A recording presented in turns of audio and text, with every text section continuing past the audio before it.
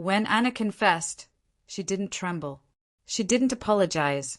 She didn't even look ashamed. She just said it like reading off a shopping list.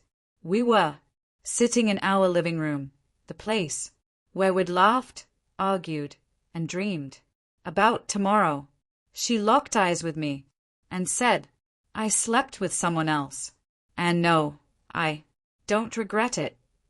For a moment, I froze, waiting for her to laugh, to call it a bad joke, to say it was some stupid, drunken mistake.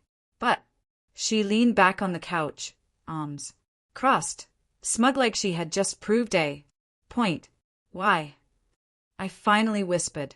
She shrugged. Because I wanted to. Because we're dull, and I wanted to feel alive again. And guess what? I do. Her words cut deeper than any blade. I thought of all the overtime I worked so she wouldn't have to worry, the anniversaries I planned, the countless moments I put her first. And now she was telling me none of it mattered, that I wasn't enough. But instead of exploding, I went quiet. Years on job sites taught me how to stay steady while everything fell apart. Okay, I said, standing. Anna frowned. Okay, that's it. No fight. No yelling. No, I said calmly. Just, okay. She smiked, mistaking my silence for defeat. Good, because I'm not the bad guy here. That night, I didn't close my eyes once. I sat at the kitchen table, staring at old coffee rings on the wood, thinking about how blind I'd been. The sudden girls' nights, the flipped-over phone, the laundry I never saw. The signs were all there, I just chose not to see. By morning, my anger had cooled into something sharper. Decision. I brewed a fresh pot of coffee and packed a small bag. Not to leave, but to send a message. When Anna walked into the kitchen in her robe, she looked at me curiously. Where are you going? Nowhere, I replied evenly. Just starting my day. She narrowed her eyes. You're acting strange. I smiled faintly. Maybe I just needed time to think about what you said. Her expression softened, like she expected me to beg her to stay. She reached for my hand. I still love you. I just needed something different. I pulled my hand back. Different, I repeated. Right.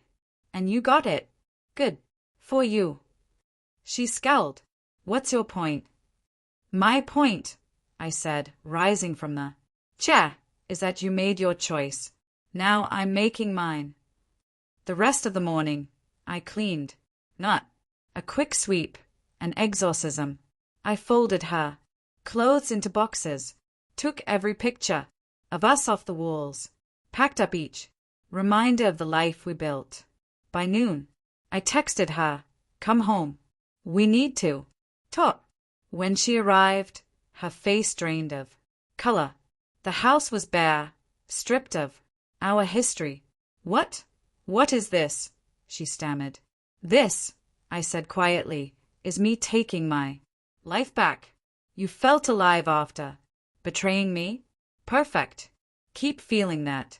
Somewhere else. Her jaw fell. You can't just throw me out. Actually, I said, handing her the boxes. I can. And I am. She clutched the box like it was drifting wood in a storm. You're doing this over one mistake. One mistake. I laughed bitterly. You didn't slip, Anna. You chose. And when I asked if you regretted it, you said no. That's not a mistake. That's who you are.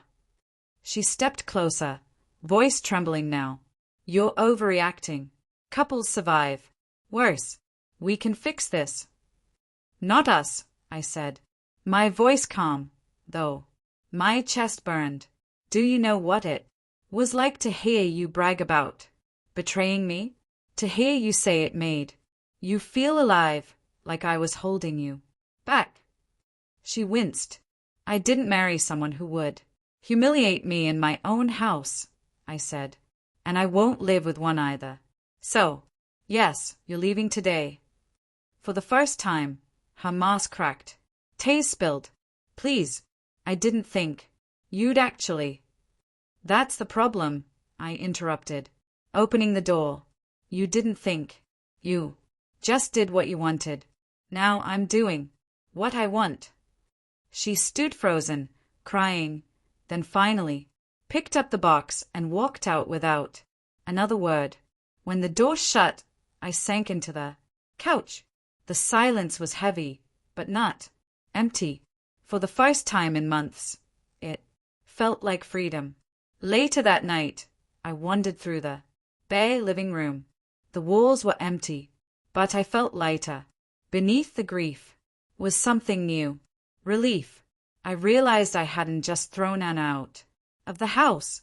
I'd thrown out the lies I kept telling myself, that she loved me, that things would change, that if I tried harder it would be enough.